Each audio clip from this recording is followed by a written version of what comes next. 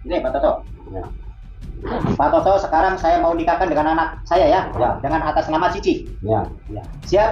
Siap. Sandang, sanding, sandung. Ya. Ya. Nanti untuk kedepannya biarin anak saya tuh jangan sampai tidak makan. Ya. Ya. Karena saya percaya dengan sampean paranormal, kalau nyatet orang katanya dikasih 50 juta, 100 Ya. juta, saya percaya ya. Ya. Saya akan nikahkan. Ya. Terima pula. Terima pula. Terima. Mas kawin Mas kawin 20 juta. dibayar. Bayar utang.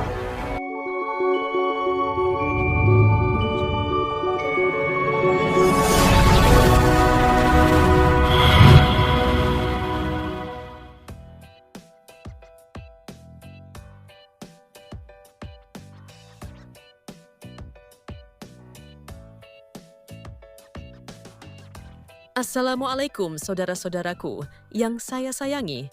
Selamat datang kembali di saluran kami yang selalu menyuguhkan konten inspiratif dan menghebohkan. Siapa yang tidak suka cerita yang menghebohkan, yang mampu membuat hati selalu kepo? Pada kesempatan yang berbahagia ini, kita akan membahas kisah yang meresahkan warga karena ulah dari praktisi sesat yang menikahkan putri-putrinya berkali-kali dengan orang manapun asalkan berprofesi sebagai dukun santet, walaupun putrinya tersebut masih memiliki suami sah. Apa motif dari praktik sesat tersebut?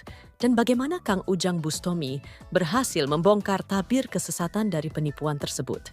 Baiklah, mari kita tetap duduk dengan nyaman karena kita akan menantang diri dengan sebuah kisah yang sangat menghebohkan.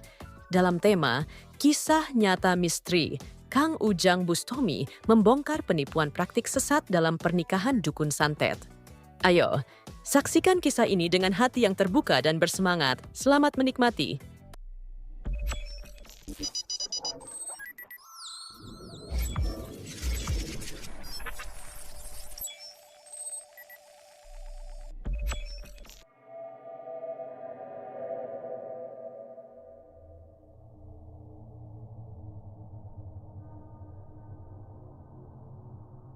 Kisah ini dimulai di pinggiran kota yang penuh kedamaian dan keindahan alam.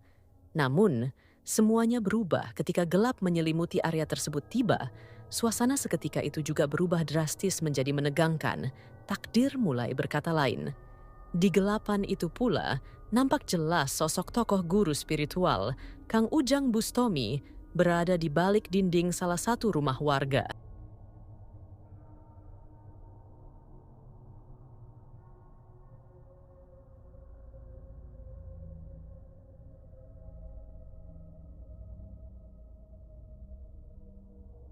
Di sana, beliau siap mempertaruhkan nyawanya untuk membasmi praktik-praktik sesat yang dilakukan oleh sang praktisi bernama Bos Dodi. Dia telah meresahkan warga setempat dan membuat Pak RT melaporkan hal tersebut kepada Kang Ujang. Beredar kabar bahwa praktisi tersebut telah menikahkan putrinya berulang kali dan situasi menjadi semakin parah ketika seorang pria yang mengaku sebagai dukun datang kepadanya untuk melamar putrinya. Namun, dalam waktu yang singkat, dia menikahkan putrinya kepada pria tersebut, padahal putrinya masih sah memiliki suami. Keputusan ini memicu kontroversi dan kehebohan di kalangan masyarakat luas. Dan ini Bos Dodi, ini kan jual-jualin anaknya itu ke dukun-dukun, gak tahu motifnya apa, gak jelas. Ini ada juga pernikahan lagi, makanya PRT PRW itu risih. Oke, saya akan datangin silaturahmi dengan Bos Dodi. Kebetulan di sini lagi akan pernikahan. Lagi ada nikahan nih Bos Dodi, ini dua anaknya lagi nikahin. Padahal 3 hari yang lalu itu Bos Dodi habis nikahin lagi. Ini lagi dinikahin lagi. Dan ini, aduh Bos Dodi, apa yang merasuki pada dirinya? Mendengar berita yang menghebohkan itu, tanpa berpikir 2 kali, beliau dengan cepat menuju ke lokasi untuk menangani situasi untuk menghentikan praktik sesat tersebut. Di saat itu, Kang Ujang Bustomi dengan penuh keyakinan menginjakan kakinya di depan rumah yang dipenuhi aura sesat yang mengerikan dengan harapan untuk menghapuskan praktik sesat yang ada di dalamnya. Saat beliau memasuki ruangan utama, pandangannya pun tertuju pada acara ijab kabul yang sedang berlangsung. Namun, tanpa ia sadari, ada sesuatu yang tidak beres. Raut keningnya terus berkerut, seolah-olah ia dapat merasakan bahwa ada sesuatu yang tidak benar dengan praktik yang sedang berlangsung di sana. Saya mau nyari yang namanya Bos Dodi. Mohon maaf, Bos Dodi mana? yang namanya Bos Dodi terkenal. Ya saya orangnya. Oh, Untuk kamu ada apa ikut campur aja. ya saya duduk Pak. Namun, kehadiran beliau justru mengganggu Bos Dodi yang sedang mempersiapkan acara ijab kabul. Dengan gemas, ia menatap Kang Ujang dengan tatapan tajam yang mengisyaratkan rasa ketidaknyamanan atas tamu tak diundang. Kang Ujang Bustomi pun mulai mencoba menjelaskan bahwa ia hanya datang untuk menyaksikan sebagai saksi dari ijab kabul tersebut. Rasa ingin tahu yang kuat membuat beliau semakin penasaran. Ia meminta izin kepada praktisi Bos Dodi untuk memberikan penjelasan secara detail tentang situasi yang sedang terjadi di sana. Anak perempuan 2 itu anak saya. Saya akan nikahin nih. Oh ini. Oh ini calon pengantin. Calon pengantin namanya Pak Toto. Oh sehat Pak Toto. Toto. Oh Pak Yang Toto. ini calon mantu saya. Namanya Pak Maman. Oh ini Pak Maman. Ini anak saya Cici. Ini anak saya Cici. Oh jadi cici-cici semua atau gimana? Cici atau apa? Cici sama siapa? Cici sama Oci. Oh Cici sama Oci dan cici-cici. Oh Cici Oci. Ya. Oh jadi ini mengganggu atau tidak ini? Ya kalau kamu mau ikut campur, mundur dulu, tidak boleh ikut campur karena saya mau nikahkan anak saya dulu. Kok mau nikah ini pakai kolor aja gimana sih Bos? Itu hak saya. Ternyata apa yang disampaikan oleh Pak RT benar adanya. Kang Ujang Bustomi merasa bahwa ada yang tidak beres dengan pernikahan yang diadakan di rumah itu. Selain itu, calon suami dari para putri Bos Dodi terlihat sangat aneh, yaitu seorang paranormal, bahkan dukun santet. Setelah mendengarkan penjelasan dari praktisi itu, beliau akhirnya memahami motivasi di balik pernikahan para putrinya yang semata-mata hanya untuk kepentingan finansial dan kesuksesan keluarganya. Rasa ingin tahunya pun akhirnya terjawab. Meski demikian, Bos Dodi tetap melanjutkan acara ijab kabul untuk menikahkan putrinya seperti telah direncanakan. Kang Ujang pun merasa gelisah dan tidak nyaman melihat proses ijab yang akan segera dimulai. Ia merasakan ada keanehan di dalamnya dan acara itu terlihat sangat janggal dan semakin yakin bahwa praktik yang akan dilakukan sangatlah mencurigakan. Ini Pak Toto. Ya. Pak Toto, sekarang saya mau nikahkan dengan anak saya ya. Ya. Dengan atas nama Cici. Ya. Ya. Siap? Siap. Sandang, sanding, sandung. Ya. Ya. Nanti untuk kedepannya biarin anak saya tuh jangan sampai tidak makan. Ya. Ya. Karena saya percaya dengan sampean paranormal. Kalau nyantet orang katanya dikasih 50 juta, 100 Ya. juta, saya percaya ya. Ya. Saya akan nikahkan. Ya. Terima pula. Terima pula. Terima. Mas kawin Mas kawin 20 juta. dibayar Bayar utang. tunai. Pas lebaran. Ya, udah makasih. Saya masuk kamar. Setelah acara pernikahan selesai, Kang Ujang Bustomi semakin terkejut dan heran setelah menyaksikan adegan yang sangat tidak wajar di dalamnya. Hatinya bergemuruh dengan kemarahan saat ia melihat putri praktisi itu menikah dengan dukun santet dengan cara yang tidak masuk akal. Meskipun kesal dan resah, beliau tetap berusaha menahan emosinya dan menunjukkan kesabaran yang luar biasa dalam situasi yang semakin tak terkendali. Kang Ujang merasa bahwa ia harus segera mengambil tindakan untuk menghentikan praktik-praktik sesat yang telah meresahkan masyarakat setempat. Namun, lagi-lagi ia kembali berusaha menahan emosinya dan tidak ingin membuat masalah yang lebih besar. Kamu Cici mau dinikahin ya? Sini. Bang Maman, sampean saya titipkan anak saya ya. Biarin anak saya jangan sampai hidupnya terantar. Karena saya percaya dengan sampean. Sampean itu sekali nyantet orang atau dapat pasien ratusan juta. Maka anak saya akan serahkan sama sampean ya. Sini. Terima pula. Terima pula. Dibayar Dibayar tunai dengan mobil saya terima masalahnya dengan mobil ngat. ya. Sah. Sah. Udah, sana. Masuk kamar. Oh. Kini, tinggallah mereka berdua di dalam ruangan itu. Tapi, situasinya kian memanas saat Bos Dodi merasa terganggu oleh kehadiran Abah Ujang. Ia menunjukkan sikap kecongkakannya dan merasa bahwa beliau telah mencampuri urusannya. Namun, Kang Ujang Bustomi memutuskan untuk berterus terang dan menjelaskan bahwa tujuannya hanyalah untuk membantu Pak RT yang merasa resah dengan perilaku Bos Dodi yang dianggap menyesatkan. Suasana yang tadinya tenang berubah menjadi sangat menegangkan ketika Bos Dodi tidak menerima penjelasan Kang Ujang. Ia beranggapan bahwa tindakannya adalah benar, walaupun banyak orang meragukannya. Kegelapan tampak semakin pekat, dan energi negatif semakin terasa di ruangan itu saat keduanya saling bersikap defensif dan adu pendapat.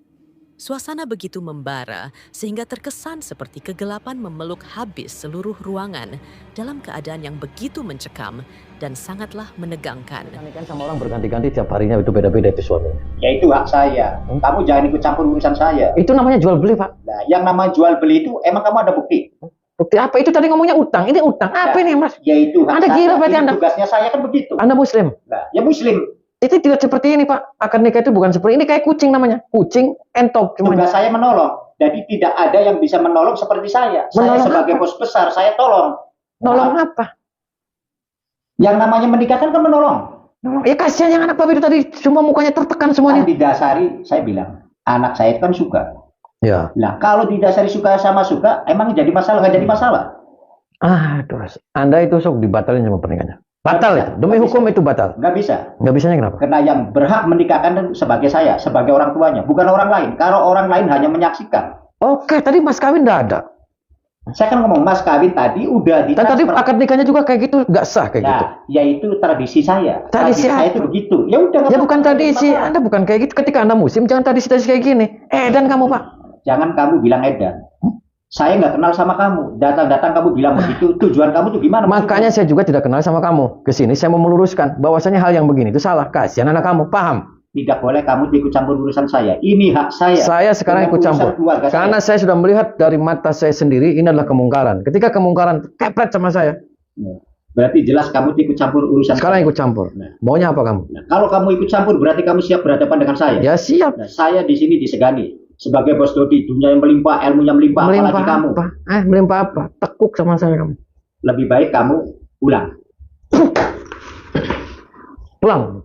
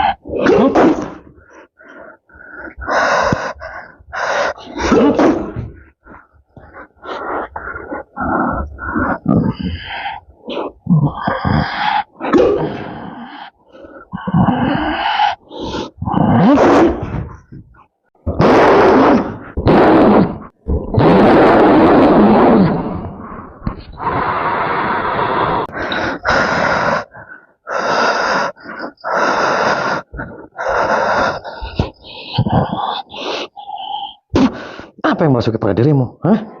Kamu salah. Paham tidak salah kamu?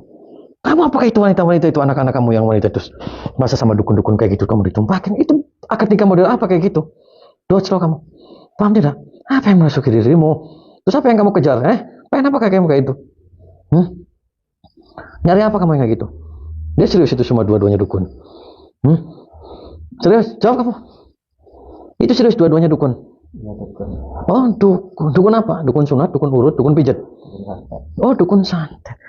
Terus kenapa cara kamu nyari kayak gitu? Saya juga dapat informasi kamu setiap dukun kisi pasti nikahin. Maksudnya apa? Tujuan kamu apa? Cari duit. Berarti itu kamu jual anak kamu. Dengar aja kamu. Kamu jual anak kayak gitu. Kamu namanya jual anak. Tega kamu kayak gitu. Tega kamu. Enggak. Enggak. Terus kamu dikasih ilmu sama siapa kamu kayak gitu? Dikasih sama siapa kamu? Sama dukun. Oh, sama dukun. Buat apa terus kayak gitu? Biarin dunia saya melimpah. Wah, dunia melimpah. Ngarang, ngayal yang ada. Keluarin semua ilmu setan dari dukunnya. Keluarin. Terus. Terus.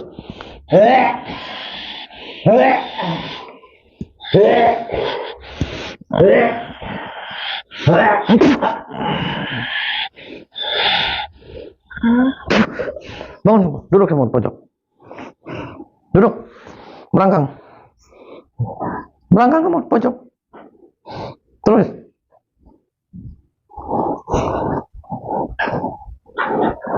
Duduk yang benar. Setelah berjuang dengan segala kekuatannya, akhirnya Kang Ujang berhasil mengalahkan Bos Dodi dengan kekuatannya yang luar biasa. Namun, misi beliau belum selesai sampai di sini. Ia masih memiliki tanggung jawab untuk menumpas kejahatan yang menyebar seperti virus di lingkungan yang terdampak. Tanpa ragu, Kang Ujang segera menuju ke dukun aki-aki bernama Toto yang sedang melakukan malam pertamanya. Misi Kang Ujang Bustomi untuk memberantas praktik sesat telah membawanya ke puncak bahaya yang berkaitan dengan dunia mistis. Anda gila, Pak. Siapa yang gila? Bapak gila, Pak. Di situ yang gila. Bapak sudah punya istri kan? Bapak jangan ikut-ikutan. Ikut-ikutan apa ya? Saya Ini kan ikut-ikutan. urusan saya. Saya punya suami sekarang. Suami apa kamu? Bapak jangan ganggu malam pertama saya sama dia. Emang kamu doyan sama Bapak pergi sama aki-aki doyan kamu? itu urusan saya, Pak. Saya Kamu. nggak ada paksaan. Berarti kamu dijual sama bapak kamu? Enggak, saya suka. Kamu masih bisa tegang kamu bareng? Ya saya suka. Masih tegang kamu bareng? Wah masih kuat masih. Kamu Suka. sudah punya cucu kan kamu? Sudah punya cucu kan kamu? Udah. Ya jangan begitu, Pak. Itu nikah-nikah apa kayak gitu? Apalagi kamu hutang-hutang. Ya kamu punya cucu 3 tuh jangan kayak gitu. Bodohin, kasihan Pak perempuan. Meskipun telah merasa emosi, beliau tetap menunjukkan sikap tenang dan mencoba untuk menasehati mereka dengan penuh rasa belas kasihan. Namun sayangnya, kehadirannya tidak diterima dan mereka berbicara dengan nada tinggi untuk mengusirnya. Saat itu, perempuan yang menjadi korban praktik sesat ayahnya, ia terus mengomel karena merasa malam pertamanya telah dirusak oleh Kang Ujang. Sehingga situasi semakin memanas dan sangat tidak menentu. Melihat sang dukun tua itu begitu keras kepala dan tidak mau mendengarkan nasihatnya, Kang Ujang Bustomi mengajaknya untuk segera meninggalkan rumah itu. Namun, suasana semakin mencekam ketika dukun Toto merasa bahwa apa yang dilakukannya adalah benar dan mulai merasa angkuh dengan kesaktiannya. Dengan mantap dan penuh keyakinan, ia menantang Kang Ujang untuk melakukan adu kehebatan dalam pertarungan mistis yang bisa saja sangat menegangkan. Meskipun situasi semakin memburuk, beliau berusaha menenangkan keadaan dengan cara yang tepat agar ketidaksepahaman bisa diatasi secara damai. Akan tetapi, apakah Kang Ujang Bustomi berhasil menyelesaikan konflik ini dengan cara terbaik? Ataukah konflik ini akan semakin memburuk dan membahayakan keselamatan mereka? Yang pasti, setiap detik-detik selanjutnya akan terjadi uji adrenalin yang siap membuat jantung kalian berdegup begitu sangat kencang. Oh, Anda punya ilmu? Hah? Anda punya ilmu? Ya lumayan ilmu saya. Oh, Pak mau lihat? Silakan. Ya. Duh.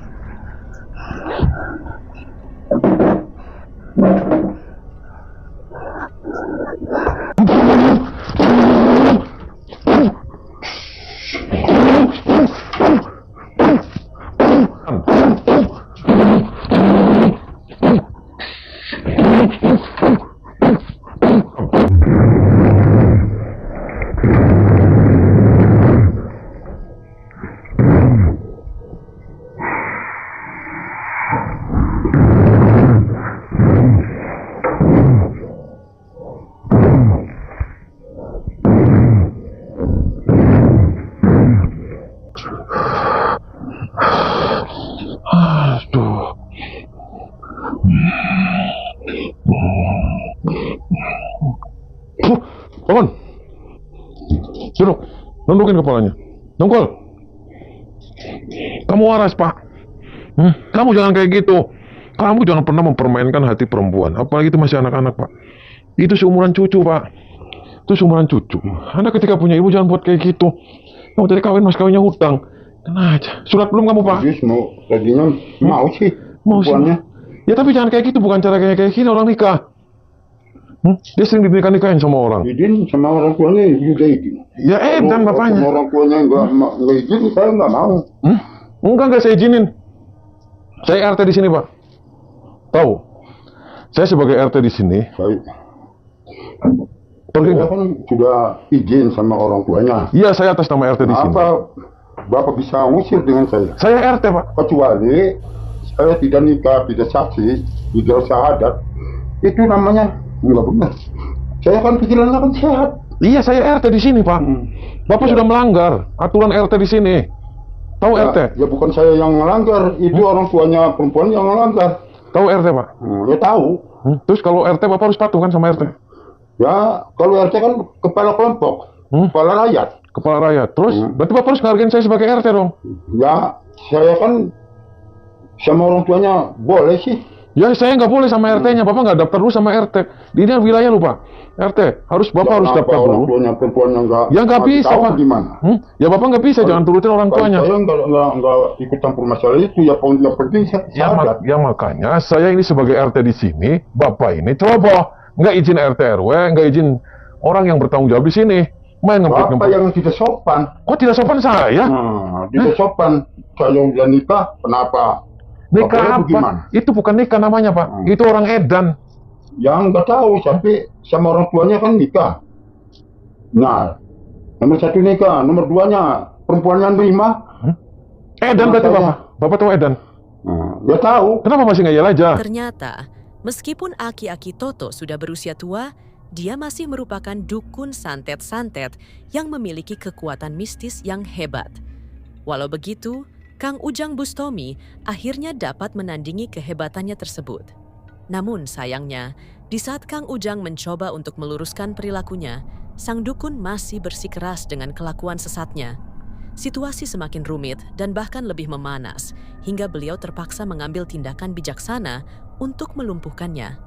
Meskipun sulit, Kang Ujang Bustomi harus mengambil tindakan yang diperlukan untuk menghentikan praktik-praktik sesat dan melindungi masyarakat dari kejahatan yang dilakukan oleh para dukun yang jahat.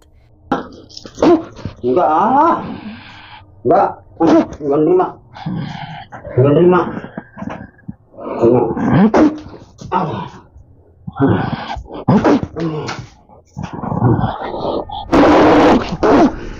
Kang Ujang Bustomi merasa belum puas dengan keberhasilannya dalam memberantas praktik sesat di dalam rumah tersebut. Ia kemudian membuka pintu kamar pengantin ilegal yang dikuasai oleh dukun santet bernama Maman. Saat mereka terkejut dengan kehadiran Kang Ujang, terjadilah pertarungan mistis yang sangat berbahaya antara keduanya. Energi mistik yang sangat kuat menguasai seluruh ruangan dan suasana semakin tegang dengan serangan yang saling berbalas di antara mereka. Meskipun situasinya sangat mengancam, Kang Ujang Bustomi tidak akan mundur dan terus mempertahankan kebenaran dengan segala kekuatannya.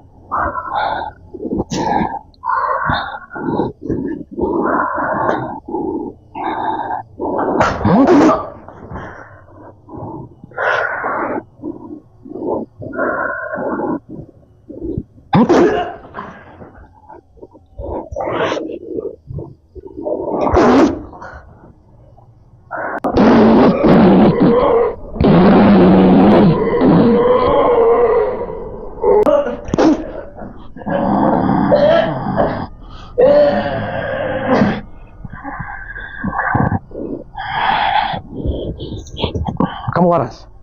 Tidak waras. Oh, kamu tidak waras. Kenapa tidak waras? Saya mau enak-enak kok. Oh, mau enak-enak. Kenapa maunya enak-enak? Mau cari kekayaan. Kekayaan apa kamu? Buat masa depan keluarga saya. Kekayaan apa kamu? Numpakin orang kekayaan. Yang ada kamu edan. Tidak ada kata edan. Kamu sintingan kamu. Tidak ada kata sinting. Itu halal semua. Halal apa kamu? Memangnya curut kamu? Halal-halal aja edan kamu. Aduh. Pancasila ada berapa kamu? Pancasila ada berapa? Pancasila ada 5. 1. Tuhan Yang Maha Esa. 2. Manusia yang adil dan beradab. 3. Persatuan Indonesia. 4. Kemanusiaan yang dipimpin oleh hikmat kebijaksanaan dalam permusyawaratan perwakilan. 5. 5. Keadilan sosial bagi seluruh rakyat Indonesia.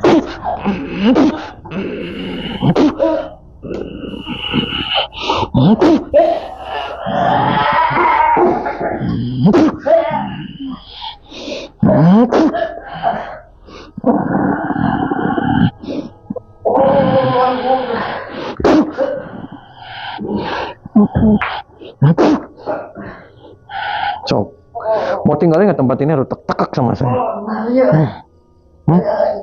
Jangan kayak gitu kamu. Pernikahan apa kayak gini? Tadi bayar mobil apa kamu? Yang ada mobil-mobilan kamu. Amanat dari guru saya. Amanat apa lagi kamu? Amanat kekayaan. Dari tadi kamu kekayaan kamu edan. Kamu edan kekayaan kamu. Kata siapa edan? Ya kata saya kamu edan. Itu bagi kamu. Tekilangin sama sini burungnya kamu. Jangan. Sok tekilangin. Sok nih, saya kasihkan kamu burung nih. Jangan. Saya kasihkan ke cicak kamu. Mau? Akhirnya, Setelah melewati berbagai rintangan yang menghadang yang sangat amat rumit, Kang Ujang Bustomi berhasil menyelesaikan misinya dengan tuntas. Sebuah kisah yang awalnya sangat meresahkan masyarakat setempat akibat praktik sesat yang berlangsung. Namun, berkat tindakan dan keberanian Kang Ujang Bustomi, para pelaku yang terlibat dalam praktik sesat berhasil disadarkan. Akan tetapi, intinya di balik kisah ini terdapat pesan yang bermanfaat untuk kita petik bersama. Keluar kamu. Keluar. Tinggalin tempat ini. Keluar. Melangkang. Cepat.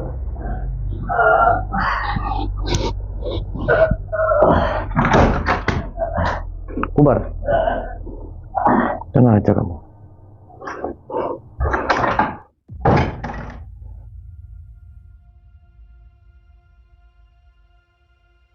Kisah inspiratif ini mengajarkan kita tentang pentingnya memiliki kesadaran dan keberanian untuk mengambil tindakan yang diperlukan untuk membawa perubahan positif dalam lingkungan tempat tinggal kita.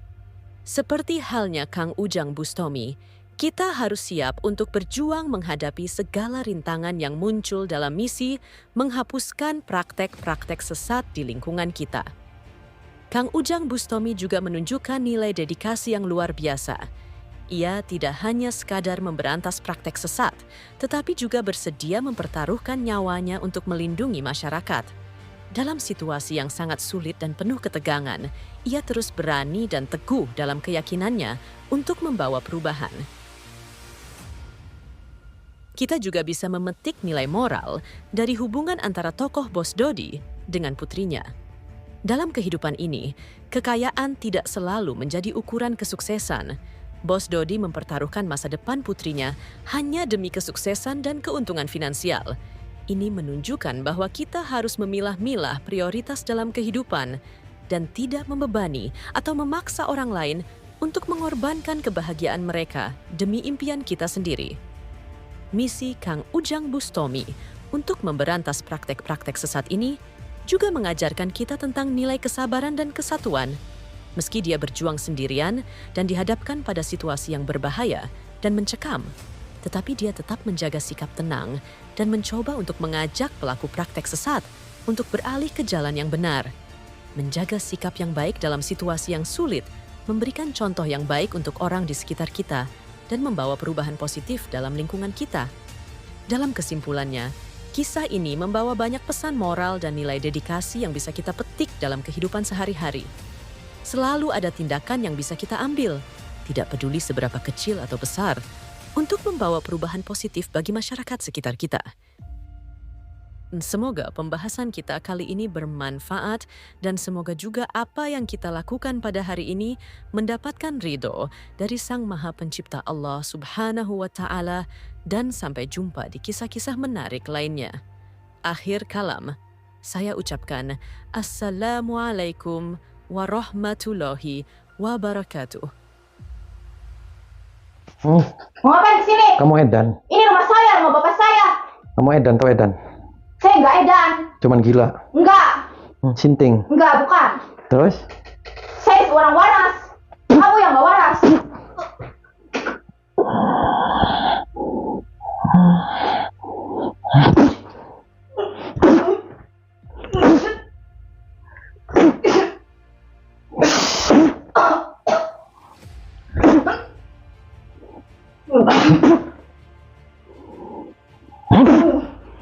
Saya nggak takut sama kamu.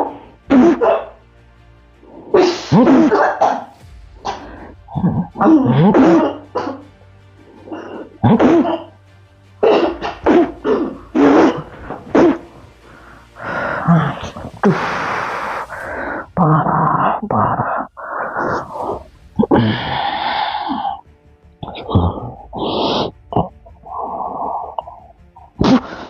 Muntah ya kamu ilmu setannya, keluarin.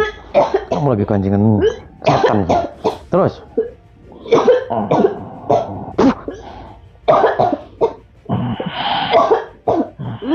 Terus keluarin. Tarik nafas dari hidung, keluarin dari mulut. Relax. Baca istighfar bisa kamu. Cok, astagfirullah. Terus. Bangun. Sini ikut saya.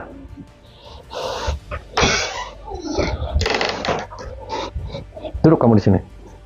Muntahin kamu ilmu setannya. Keluarin. Duduk kamu di sini. Muntahin. Muntahin ilmu setannya, keluarin. Terus. Terus. Terus. Terus, keluarin. Tarik nafas dari hidung keluar dari mulut. Baca istighfar kamu. Baca istighfar. Kamu diancam sama orang tua kamu. Terus kamu tidak hanya si aki-aki, itu kan banyak sekali yang laki-laki yang disuruh kawin-kawin sama kamu. Oh banyak. Terus kenapa kamunya mau? Saya takut. Ya jangan takut-takut kamu. Terus kamu udah dikasih tadi kamu dibodohin aja sama si aki-aki. Kamu dijanjin uang. Uangnya mana? Gak ada uang kamu. Uang gak dapat, kamu barang jebol kamu. Dan aja. Ya salam. Coba pakai logika, akal sehat. Kamu punya orang tua kayak gitu, jangan diturutin. Tinggal. Gak perlu jejekin kamu. Kenapa kamu teriak gak berontak? Ya salam.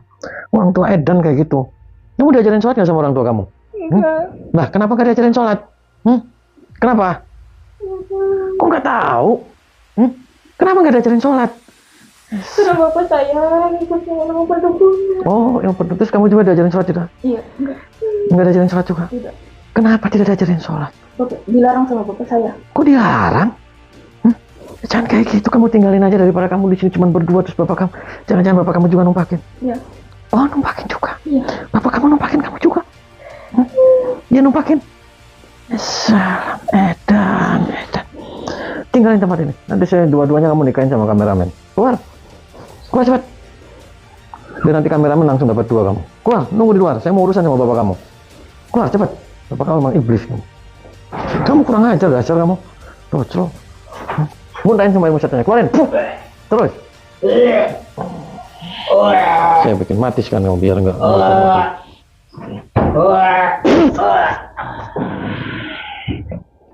Mati dia daripada edan aja. Parah.